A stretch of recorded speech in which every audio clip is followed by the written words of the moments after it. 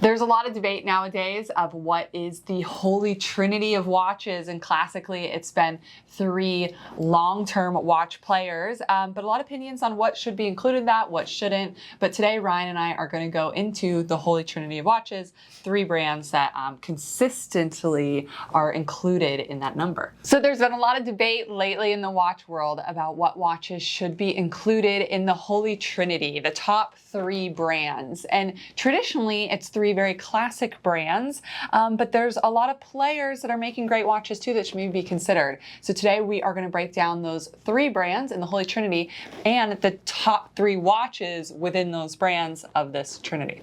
So first we're going to start with AP or Audemars Piguet with their kind of main watch, which is going to be the Royal Oak. This watch was originally introduced in 1972 in the basically Geneva show or the Basel show.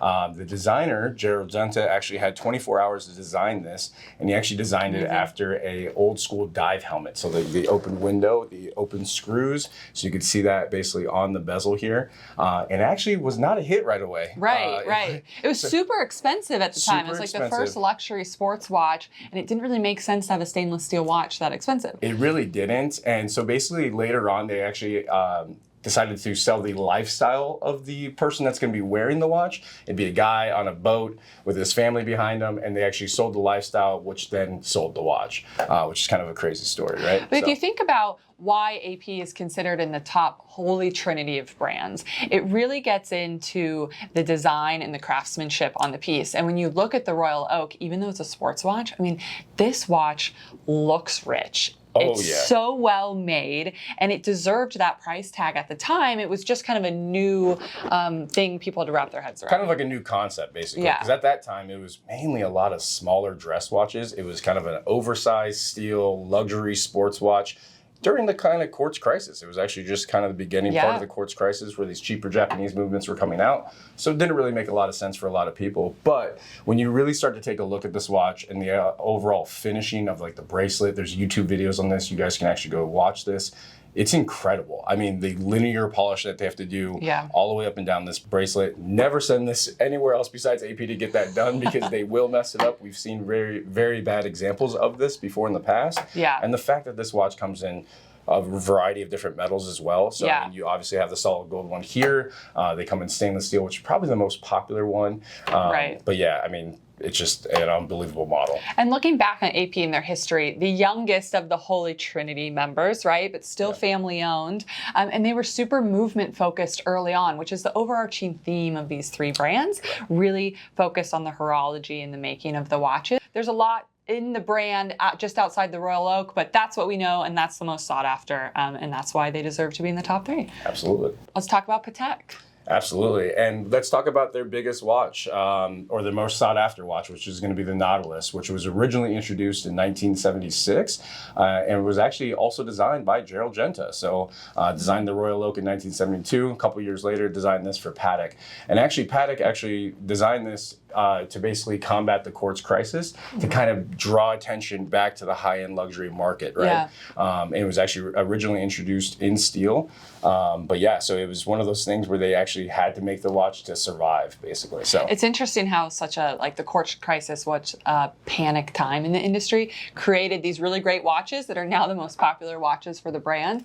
A little bit of history on Patek, if you follow the watch world, you know, early 1800s, they came out still family owned, extremely focused on the movements and high complications. They probably have the highest standard in the industry as far as their movements, the timing of them, also all the hand finishing on the movements. They set their own standard, but have it as a third party who comes in and judges all their watches to make sure they hit the Patek standard, which is fantastic. And then the grand complications that they come out today with are just mind-boggling. Are crazy. I mean, if you guys ever seen like a Sky Moon Tourbillon or any of those watches that actually flip over like a reverso but have I mean, 30, 40 complications on it. I mean, it's incredible the level of work they can do. Also, Patek is actually one of the last family-owned independent watchmakers in Switzerland. A lot of these other brands are actually owned by other companies. So the fact that they actually stayed true independence throughout this entire time is pretty crazy.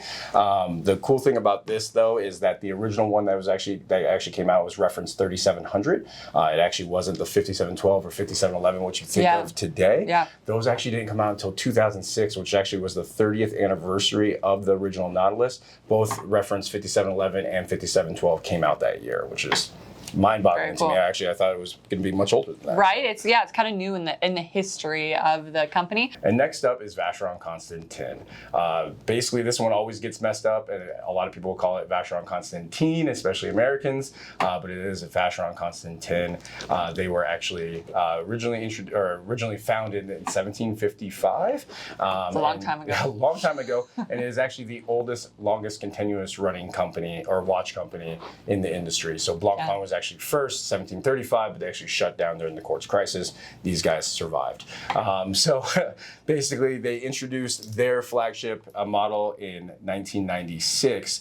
They actually originally introduced this watch actually as reference 222 or the 222 in 1977, so a year after the Nautilus, and then later kind of morphed into the Overseas, which actually didn't feature a Maltese cross on the original version. That actually didn't get introduced until version 2 in 2004, and then later on they actually came out with a much better version in 2016 with all quick adjustments on the bracelet. You actually have this fun feature here where you can actually open it up, and I mean, nobody else has done that, and actually Nautilus just introduced that this year. So yeah, and again, a very historically relevant brand in the watch world. I mean, hundreds of years of watchmaking, super complicated movements as well. They hold some pedigree. I think it's thinnest minute repeater they hold. And I also wanted to touch on their jewelry pieces. Do you remember the Lady Kala, that watch? And it was one of the first YouTube video reviews we ever did. This was years ago, and George did it. But there's about 130 emerald cut diamonds all across the watch going on the bracelet. I mean, it's gorgeous. The complexity of setting that watch and making sure all those diamonds lay on the wrist and look that perfect together. I mean, that took some serious work, and that's some serious watchmaking. So again, they do great sports models, but I don't think we should pass over their jewel pieces either. No, and actually touching on that, back in the 1800s, I want to say it was 1887 or 1877, they actually created a watch, or a female watch, for a Fabergé egg. I don't know if you know that or not. So actually, when you opened it up, it would actually be a Vacheron inside. So I mean, that's pretty like top of the line, especially back in the day like that. Those were a big deal. Big deal. Okay. So do you actually know how they actually got the Maltese cross design?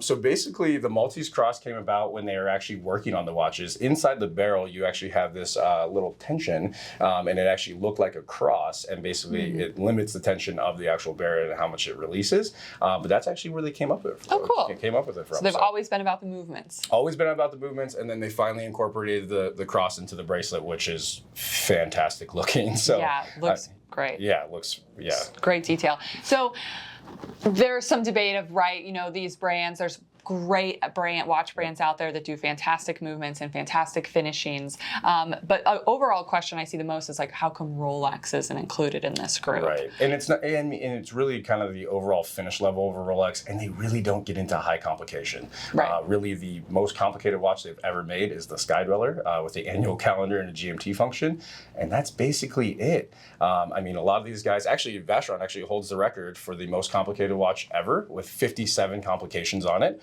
Wow. That actually still stands to this day, which is remarkable. I mean, it's crazy that they can do something like that in one single watch. Well, Ryan, I think our first video together went pretty well. Now that you know all about the Holy Trinity of watches, let us know in the comments which brands you like and which brands you think should be included. Thanks for watching.